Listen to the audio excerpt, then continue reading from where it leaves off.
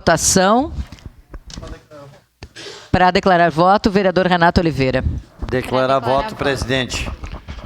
Presidente, vereadora Marisol, então, quero, desde já pelas manifestações, agradecer aos nobres pares por acatar esse nosso pedido de informação, mas vejo que o que a vereadora Tati fala, que é importante também, que seja, se puder, estudar a troca de local.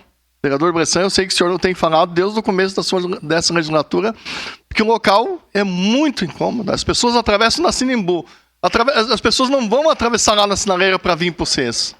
O vereador Felipe disse um acidente aí com vários carros.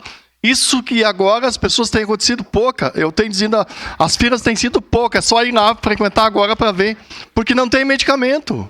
Quando as filas têm, outra coisa que a vereadora Tati falou, que é super importante também, as pessoas, esse negócio do painel, as pessoas ficam na fila 40, 50 minutos, 1h10, 1h20, até chegar ao balcão. Chega lá, não tem o medicamento, volta frustrada. Então isso é importante para nós, que esses medicamentos venham o mais breve possível, né? E além disso, que a secretária, eu sei que ela tem feito vários interesse para que esse medicamento venha, mas para nós, a insulina...